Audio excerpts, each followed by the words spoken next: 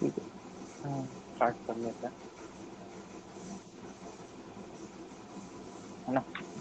तो बेसिकली कल जहां हमने छोड़ा इन द सेंस कि हम गवर्नमेंट ऑफ इंडिया एक्ट 1990 पढ़ रहे थे और उसके हमने दो प्रोविजन देख लिए थे, दो क्या तीन ही देख लिए थे बेसिकली, कि उसमें क्या है क्या नहीं है ना। 1919 जिसको मॉन्टेग्यू चेम्सफोर्ड रिफॉर्म के नाम से भी जाना जाता है ना। तो और मैंने आपको बोला था कि आप लोग टाइप कर सकते हैं, आप बता सकते हैं कि मोंटेग्यो और चेम्सफोर्ड में कौन सेक्रेटरी ऑफ स्टेट है और कौन वाइसरॉय है। ये दोनों अलग अलग नाम है, जैसे कि मोरले और मिंटो में, जो मोरले मिंटो रिफॉर्म 1909 एक्ट के देखे थे, तो मोरले एक अलग नाम है, मिंटो एक अलग नाम है। तो इनमें से एक सेक्रेटरी मेरी ऑफ एक स्टेट क्वेश्चन है है। और एक हेलो वाइसरॉय है। हेलो। सर, मेरी एक क्वेश्चन है। मोन्टेग्यू जो है, मोन्टेग्यू चेम्सफोर्ड, ये हिस्ट्री से भी रिलेटेड है, लाइक इससे वो मतलब कुछ 1919 अगस्त 1919 से जुड़ा हुआ है ना, कुछ खास ये हुआ नहीं था नहीं लाइक। नहीं नहीं नहीं नहीं। देखिए, हिस्ट्री में आप इसको पढ़ते हैं, है ना, बट हम्म। इसका मेजर इम्पैक्ट आपके पॉलिटिकल साइंस पे देखने को मिलता है। पॉलिटिकल साइंस इन द, कि जस्ट लाइक हमने देखा कि सब्जेक्ट्स को डिवाइड कर दिया था। जो हम शेड्यूल 7 पढ़ते हैं, शेड्यूल 7 में हम देखते हैं जो आज का कॉन्स्टिट्यूशन है, कि उसमें स्टेट के लिए अलग सब्जेक्ट्स डिसाइडेड है, यूनियन के लिए अलग सब्जेक्ट्स हैं, कॉन्करेंट लिस्ट होती है, कि मतलब ये राज्य सरकार के अंडर में आएगा, ये कार्य यूनियन गवर्नमेंट के अंडर में आएगा, ये कॉन्करेंट, यानी कि स्टेट या यूनियन दोनों में से कोई भी बना सकता है। जैसे कि आप मेरे को बता सकते हैं कि एजुकेशन सब्जेक्ट किसके अंडर में आता है, तो उस तरीके से इन्होंने एक डायरकी सिस्टम तैयार करा, डायरकी। अब वो अच्छा आपके अच्छा, हिस्ट्री हाँ। पे इतना इम्पैक्ट, मतलब आपको पॉलिटिकली उसका ज्यादा इम्पैक्ट देखने को मिल रहा है, बट हाँ हिस्टोरिकल है, उसके रीजन हिस्टोरिकल रहे हैं, अच्छा, हाँ। कि वहां पे ऐसा सिनेरियो हो गया था, तो उसकी वजह से ये एक्ट आया, है ना। ऐसा नहीं है कि वो हिस्ट्री में, ये सारी चीजें आपको हिस्ट्री में अच्छे से पढ़ने को मिलती है। जस्ट लाइक जैसे मैं आपको बता ही रहा था, हाँ, जी। 1909 एक्ट के समय जो हमने एक प्रोविजन देखा था कि सेपरेट इलेक्टोरेट डिसाइड कर दिया गया था मुस्लिम्स के लिए।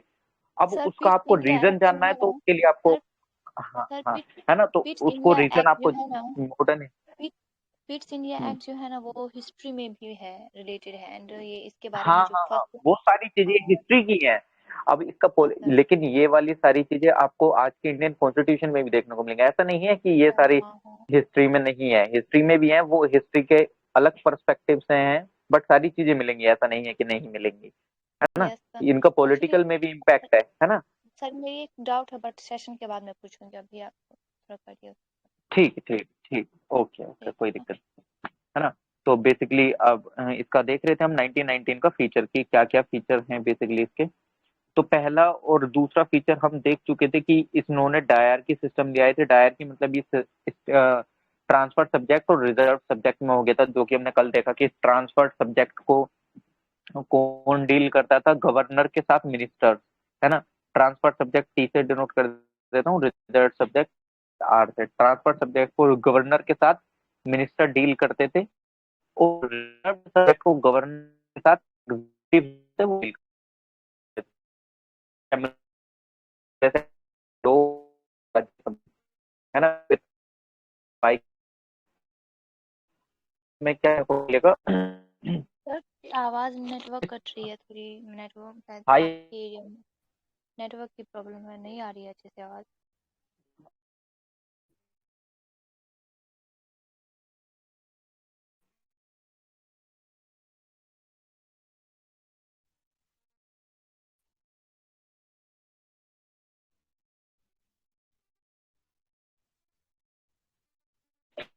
अच्छा,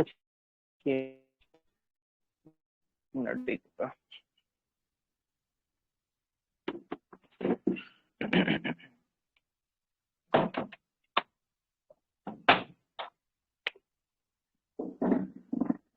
हेलो, अभी तो आ रही होगी मेरी क्लियर, जहां तक मेरे को लगता है आवाज। हाँ सर, हेलो। अभी ठीक है, अभी ठीक है। हाँ सर, अभी ठीक है। अभी ठीक है सर।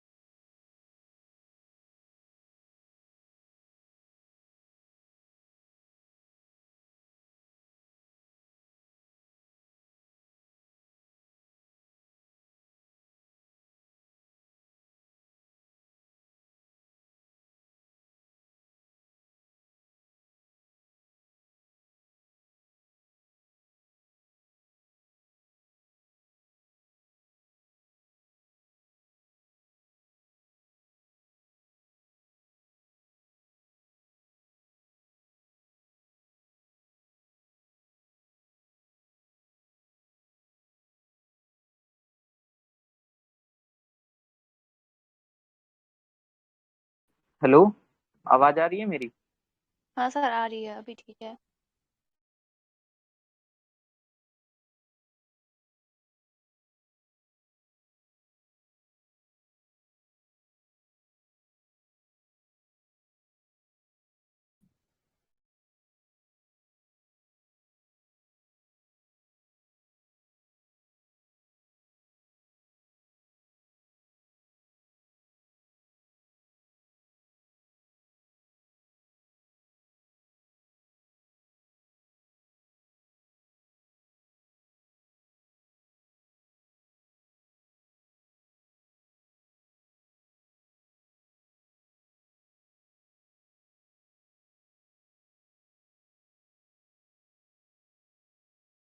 सर अभी भी नहीं आ रही आपकी वॉइस।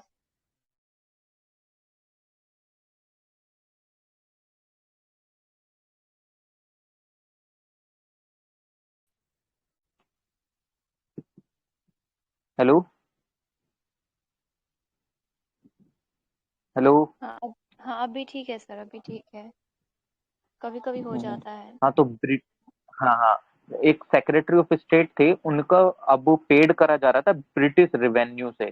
पहले मान लो कि वो बेसिकली इंडिया के रेवेन्यू वगैरह से पेड हो रहे होंगे, है ना। बट अब सेक्रेटरी ऑफ स्टेट को रेवेन्यू से पेड करा जाता है, किसके? ब्रिटिश के रेवेन्यू से, है ना। तो ये वाले प्रोविजन आए थे। इफ अगर मैं इसको समअप करूं, समअप मैं ऐसे कर सकता हूँ, 1919 वाले एक्ट को।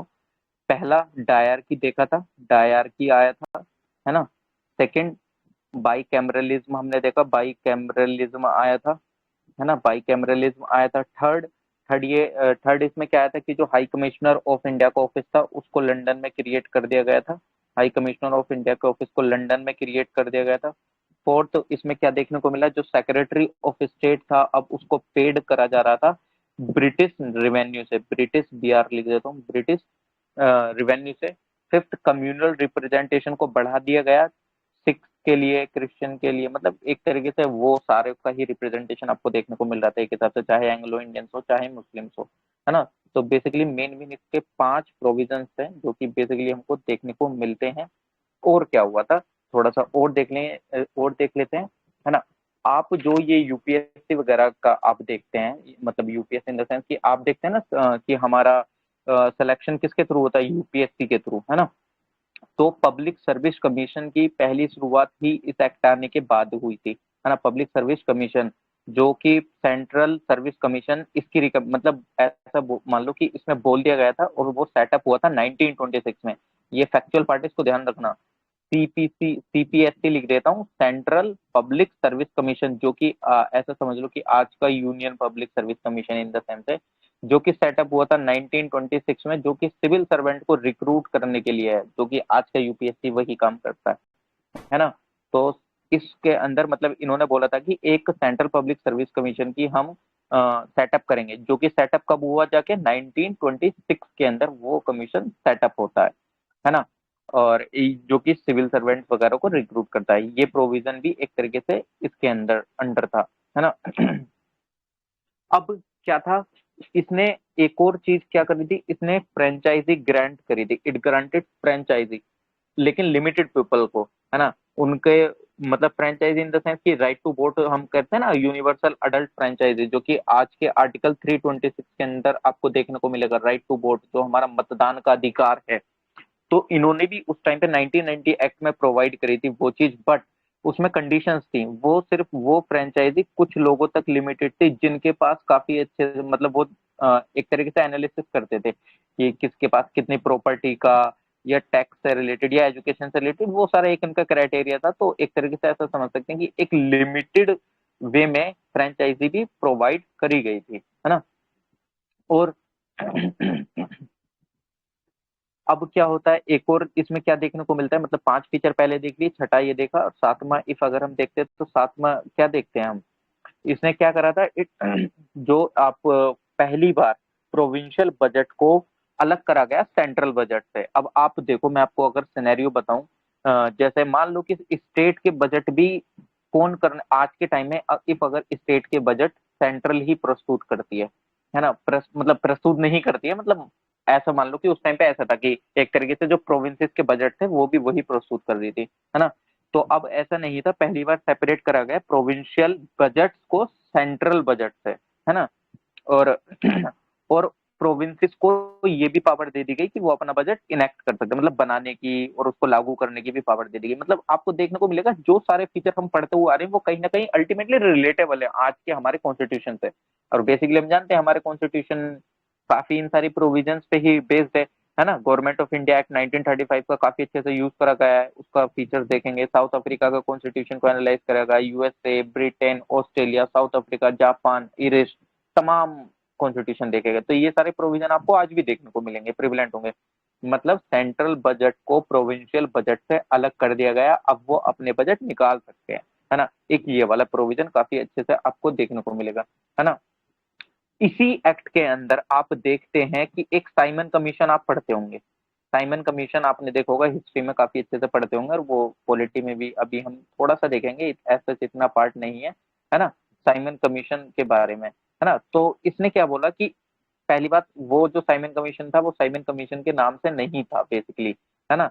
उसको किस नाम से जाना जाता था? स्टैट्यूटरी कमीशन, मतलब स्टैट्यूटरी कमीशन को एक इन्होंने बोल दिया था इसी एक्ट में कि हम एक स्टैट्यूटरी कमीशन को सेटअप करेंगे जो कि इंक्वायरी करेगा, मतलब एक तरीके से 10 साल के अंदर, मतलब 10, मान लो कि 1919 के अंदर ये एक्ट आया तो 10 साल के बाद एक वो स्टैट्यूटरी कमीशन की सेटअप करेंगे जो कि जो ये एक्ट बनाया है वो किस तरीके से काम कर रहा है, किस तरीके से नहीं कर रहा है, उसका पूरे से एनालिसिस वो करेगा।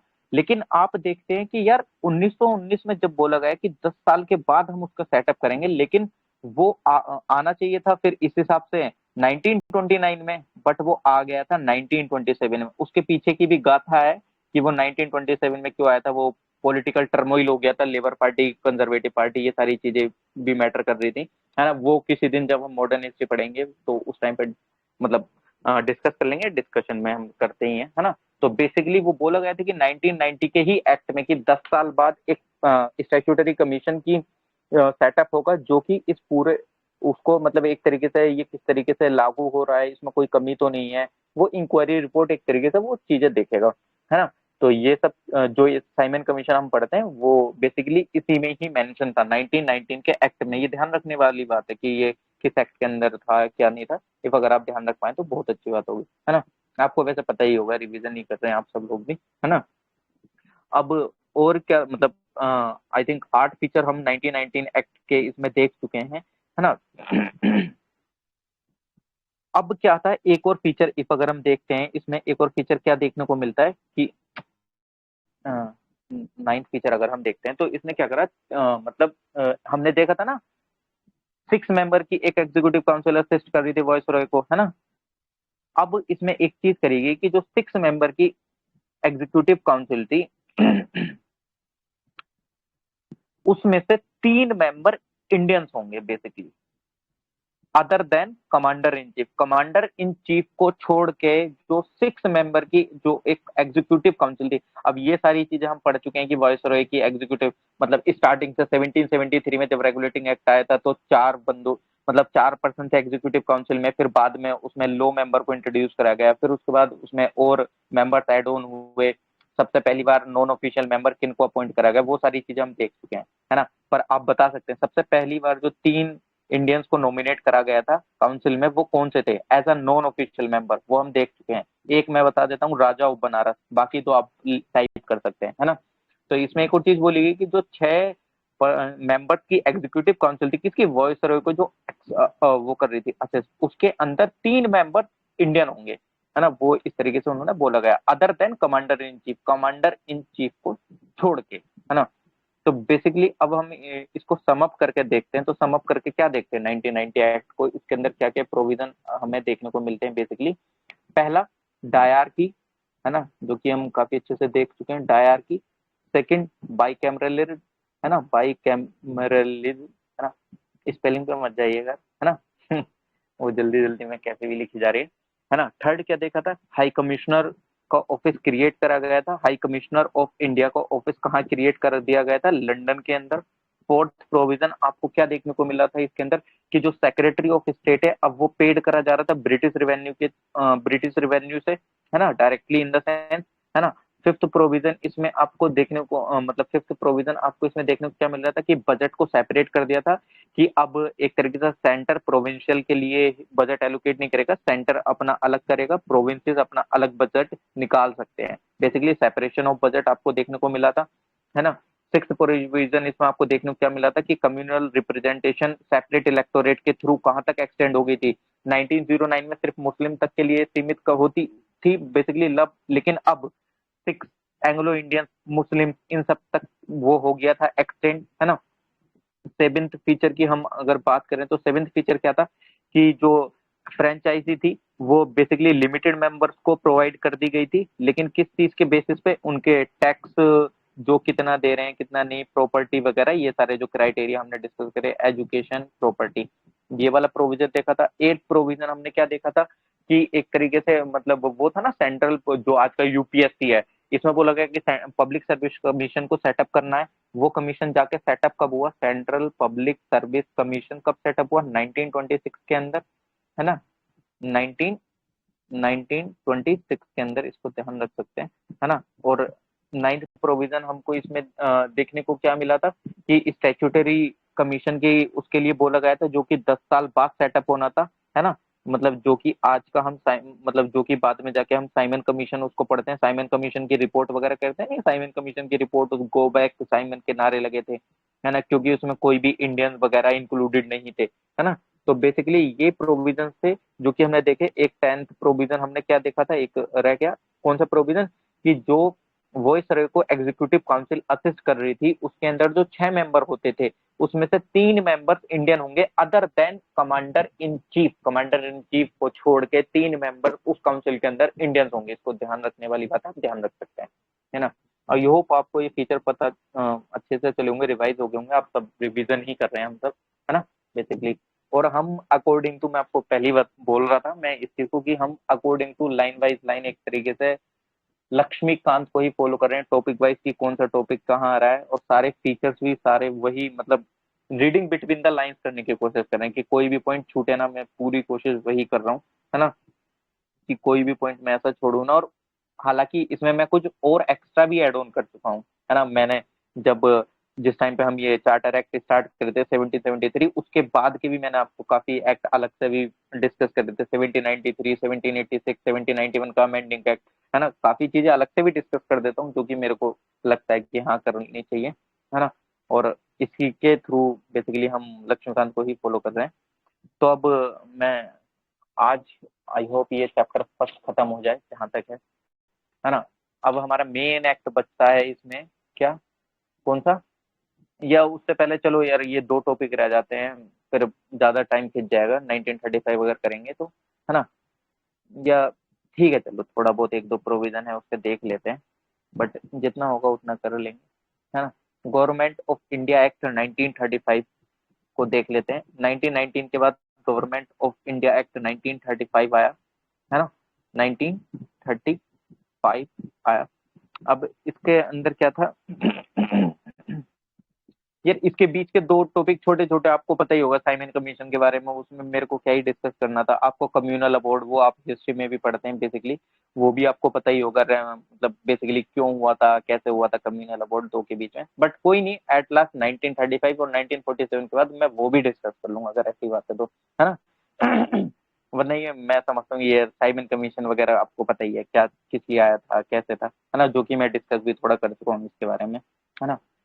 1935 का एक्ट डिस्कस कर लेते हैं, उसके एक दो प्रोविजन जितने होते हैं, बट हम ये सारी चीज तसल्ली से करेंगे, भले से 2 पॉइंट हो, 2 पॉइंट कर लेंगे, कल कंटिन्यू कर लेंगे, लेकिन ऐसे नहीं कि खत्म करने के चक्कर में सारे पॉइंट एक साथ ही कवर कर दिए और पता ही नहीं चल रहा कौन सा पॉइंट कहाँ से आ गया, है ना। 2 पॉइंट ही जैसे कल करा, 1919 में 2 पॉइंट ही करे, लेकिन करे तसल्ली से, डायर की और बाइक कैमलरी करे थे 1919 के, और वो छोड़ दिया था आगे, क्योंकि वो करने को कोई फायदा नहीं इफ अगर ना मेरे को समझ आ रहा है ना किसी और को कुछ भी हो रहा है, तो वो चीज का कोई मतलब नहीं रहता है। 2 पॉइंट करेंगे, अच्छे से करेंगे, बट, है ना। इसने क्या बोला 1935 का, इफ अगर हम पहला फीचर पढ़ते हैं गवर्नमेंट ऑफ इंडिया एक्ट 1935 का, इसने ऑल इंडिया फेडरेशन की इस्टेब्लिशमेंट के लिए, मतलब एक तरीके से ऐसा समझ लो एक ऑल इंडिया फेडरेशन इस्टेब्लिश हुआ जिसके अंदर प्रोविंसेस और princely state as a unit लिए गए, बट प्रिंसली स्टेट ने ज्वाइन नहीं करा इसको। मतलब एक तरीके से आप ऐसा समझ लो कि एक फेडरेशन बनाने की कोशिश करी गई, है ना, फेडरेशन बनाने की, एक संघवाद, मतलब ऐसा फेडरलिज्म शायद हिंदी में वही बोलते हैं ना, है ना।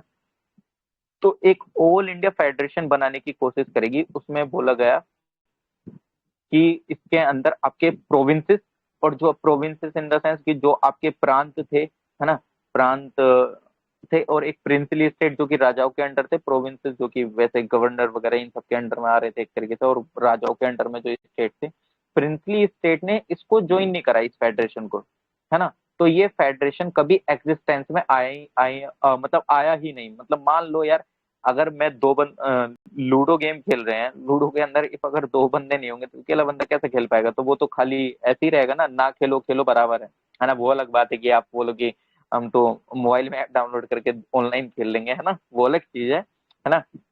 तो इसमें प्रिंसली स्टेट ने ज्वाइन करने से मना कर दिया, तो ये फेडरेशन एक्सिस्टेंस में आया नहीं, है ना।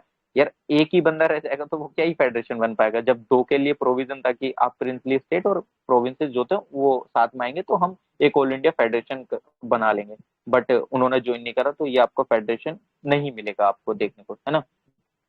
अब हमने एक चीज देखी थी 1919 के एक्ट में कि यार एक डायरकी का कंसेप्ट आया था। डायरकी के कंसेप्ट में ट्रांसफर्ड लिस्ट और रिजर्व लिस्ट आई थी, है ना। जैसे कि आज के हम शेड्यूल 7 में वो देखते हैं state list, concurrent list, union list, वो हमने देखा। लेकिन इफ मान लो जैसे हमारे कॉन्करेंट लिस्ट है कि जो स्टेट के भी अंडर में नहीं सब्जेक्ट आ रहा है, यूनियन के भी अंडर में सब्जेक्ट नहीं आ रहा है, तो वो कॉन्करेंट लिस्ट में हमने डाल दिया है कि उस पर सेंटर भी और स्टेट भी बना सकता है ना। तो ऐसा यहाँ पे भी जरूर होगा कि यार कुछ तो सब्जेक्ट ऐसे जरूर बच रहे होंगे जो ओवरलैपिंग कर रहे होंगे। तो अब क्या हुआ था 1935 एक्ट के अंदर में, वो जो रेसिड्यूरी पावर्स थी बेसिकली उन उन सब्जेक्ट्स वगैरह पे, या जो भी रेसिड्यूरी पावर एक तरीके से बच रही थी, वो किसको दे दी गई? वॉइसरॉय को, गवर्नर जनरल ऑफ इंडिया जिसको हम जानते हैं, जो कि गवर्नर जनरल ऑफ इंडिया की पोस्ट वॉइसरॉय में कन्वर्ट हो गई थी 1858 में, जब क्राउन रूल स्टार्ट हुआ था। तो जो रेसिड्यूरी पावर थी वो किसके अंडर में चली गई थी? वॉइसरॉय के अंदर में। यूपीएससी 2018 में ये डायरेक्टली स्टेटमेंट यूज हुआ है ना। आप पेपर निकाल के देखिएगा, ये वाला स्टेटमेंट देखिएगा, है ना। अब मेरे को क्वेश्चन नंबर वगैरह ये भी ध्यान नहीं कि कौन से गए, ये कौन ध्यान नहीं रखता है, बट हाँ यूपीएससी 2018 के उसमें ये स्टेटमेंट यूज है ना। Residuary power were given to the viceroy, है ना। तो इस चीज को देख लीजिएगा, ये थोड़ा सा ध्यान में रखने वाली चीज है कि वो डायरेक्टली बोल देगा गवर्नर बंगाल को दी गई थी, जो पोस्ट भी तो ध्यान होनी चाहिए ना, वॉइसरॉय था, गवर्नर जनरल था, ये गवर्नर जनरल ऑफ बंगाल था, तो ध्यान रखना वॉइसरॉय के अंडर में रेसिडरी पावर थी। थर्ड प्रोविजन और देख लेते हैं, फिर उसके बाद नेक्स्ट कल से कर लेंगे, है ना। इसने क्या था अब क्या करा था, डायरकी को एबोलिश कर दिया था प्रोविंसेस में। प्रोविंसेस में डायरकी को एबोलिश कर दिया था, ध्यान रखना, डायरकी को प्रोविंसेस में एबोलिश कर दिया था।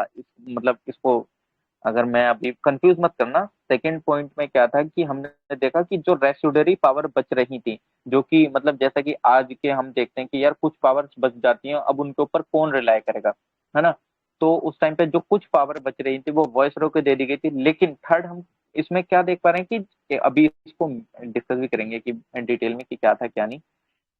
प्रोविंसेस में एक तरीके से एक मतलब डायरकी को एबोलिश कर दिया गया और प्रोविंशियल ऑटोनोमी को इंट्रोड्यूस करा गया। अब अब इसका मतलब क्या होता है भाई? ठीक है, आपने बोल तो दिया कि ये प्रोविंसेस में, और एक और चीज बता दूं, ये जो मैंने स्टेटमेंट बोला है ना इस पे, ये अभी बोला कि इन्होंने एबोलिश कर दिया था डायरकी को प्रोविंसेस में और इंट्रोड्यूस कर दिया था प्रोविंशियल ऑटोनोमी को इसकी जगह पे, मतलब डायरकी को हटा के प्रोविंशियल ऑटोनोमी आ गई थी डायरेक्टली। यूपीएससी 2000 प्री के अंदर ये स्टेटमेंट है, यूपीएससी 2000 प्री के अंदर ये क्वेश्चन आया हुआ है ना। इफ अगर आप देखेंगे तो 2000 का, सन 2000 मतलब 2000 में ये यूपीएससी ने स्टेटमेंट को यूज करा था, है ना। अब ठीक है यार, ये चीज तो होगी, डायरकी को एबोलिश कर दिया, वो अपनी ऑटोनोमी में ये इंट्रोड्यूस कर रहे हैं, है ना। तो उन्होंने direct in the sense, if अगर आप देखते हैं, है ना, कि आपने बोल दिया, मैं सिंपल इसको भी साइड में रखो, है ना, इस पॉइंट को भी साइड में रखो, मैं एक हाइपोथेटिकल सिनेरियो बताता हूँ कि मान लो कि आपकी स्टेट गवर्नमेंट है, तो कुछ चीजें आपके जैसे एसपी है, एसपी के अंडर में होती हैं, पुलिस वगैरह से रिलेटेड, वो अलग बात है, अल्टीमेटली डीएम भी उन पर थोड़ा रिलाई कर सकता है, कुछ कभी कभी डीएम को भी एज ए एसपी करना पड़ जाता है काम, है ना, बट, है ना, लेकिन एम्बिट उनके डिफरेंस है ना, कि वो कोई किसी के एम्बिट में ऐसा घुस थोड़ी रहा है, अब विधायक का काम सांसद थोड़ी कर रहा है, सांसद का काम विधायक थोड़ी कर रहा है, मतलब एक तरीके से पावर डिस्ट्रीब्यूशन है, इन द सेंस कि अगर आप स्टेट में भी देखें कि जो आपके एमएलए साहब होते हैं या एमएलसी साहब होते हैं, उसमें आके ये थोड़ी बोल देते हैं उनकी पावर को एमपी साहब की, यार नहीं तुम क्यों कर रहे हो ये वो, यार उनके अंडर पूरा एक एरिया आ रहा है, एक मतलब एरिया इन द सेंस की जो भी कॉन्स्टिट्यूएंसी जितने भी एरिया की बनी हुई है, और एमपी के अंदर पूरी एक लोकसभा। एक और चीज मैं आपको यहाँ क्लियर कर देता हूँ, वैसे हम क्लियर आगे भी करेंगे। हम सोचते हैं कि जो मतलब आपको पता ही होगा बेसिकली कि एक डिस्ट्रिक्ट ही एमपी के अंदर आता है, बट ऐसा नहीं है, लोकसभा कॉन्स्टिट्यूएंसी डिस्ट्रिक्ट से भी बड़ी होती है ना, वो 2 डिस्ट्रिक्ट भी कवर करती है ना, 3 डिस्ट्रिक्ट भी कवर कर लेती है, वो डिपेंड करते हैं, वो आपको पता ही है कैसे कैसे एमपी डिपेंड करते हैं, बट हाँ जो चीज आगे आएगी वो हम सब डिस्कस करेंगे, है ना। तो इतना ध्यान रखना कि उनको एक ऑटोनोमस पावर मिल गई थी, वो अपना एक अपने स्फेयर में अपना एडमिनिस्ट्रेशन कर सकते थे बेसिकली, इन द सेंस मतलब उनके ऊपर मतलब ऐसा समझ लो कि मेरे ऊपर किसी ने बंदिश लगा रखी कि भाई तेरे को यही करना है, तू सिर्फ इसी के अंदर काम कर सकता है ना। मतलब डायरकी में क्या था, ट्रांसफर सब्जेक्ट और रिजर्व सब्जेक्ट। अब इस मैं प्रोविंसेस को बोल लूं कि तुमको इसके अलावा कहीं जाना ही नहीं है, तुम कुछ कर ही नहीं सकते, लेकिन नहीं, उस चीज को एबोलिश करके बोला गया कि अब तुमको ऑटोनॉमी दे दी गई है। अब उससे क्या था कि वो अपने एक डिफाइंड स्पेयर में काफी अच्छे से एडमिनिस्ट्रेशन कर पा रहे थे, है ना। इफ अगर कोई कंफ्यूजन होगा हम कल डिस्कस कर लेंगे, बट अभी 3 पॉइंट डिस्कस करें, जिसमें से कि गवर्नमेंट ऑफ इंडिया एक्ट 1935 में, मैं आपको बता देता हूँ जो अभी डिस्कस करें ना, उसमें से प्री के क्वेश्चन कितने आ चुके हैं, मैं अगर वैसे बताना चाहूँ तो 1919 में जो हमने एक प्रोविजन डिस्कस करा था, कौन सा वाला, कि डायर की वाला, वो यूपीएससी प्री 2012 में आ चुका है, डायर की वाला यूपीएससी प्री 2012 में, है ना। और आपका सेक्रेटरी ऑफ स्टेट वाला भी आ चुका है ना, कि वो ब्रिटिश रिवेन्यू से पेड होते थे, है ना। एक हाई कमिश्नर वाला भी आ चुका है जो हमने डिस्कस करा था। और 1935 वाले में रेस्यूडरी पावर वाला 2018 में ही आया है रिसेंटली, है ना, 2018 में ही। और एबोलिश वाला जो देखा डायर की वाला, वो 2000 में आया था यूपीएससी प्री। मतलब देख, मतलब काफी अच्छे से यहाँ से पॉइंट्स बनते हैं, तो इनको इग्नोर तो नहीं करा जा सकता, बेसिकली इनको ध्यान में रखने की चीजें। इफ अगर डायरेक्टली भी नहीं आते तो एलिमिनेट तो कर, और बेसिकली यूपीएससी तो एलिमिनेशन का ही गेम है ना। गेम इन द सेंस ऐसा नहीं है कि आपको कुछ विदाउट एलिमिनेशन भी करना होता है, जस्ट लाइक जैसा अभी ये पेयर वाला कंसेप्ट जारी कर दिया, तो उसमें कहाँ इतना एलिमिनेशन क्या कर पाओगे, है ना बेसिकली। तो इसको आज यही स्टॉप करते हैं।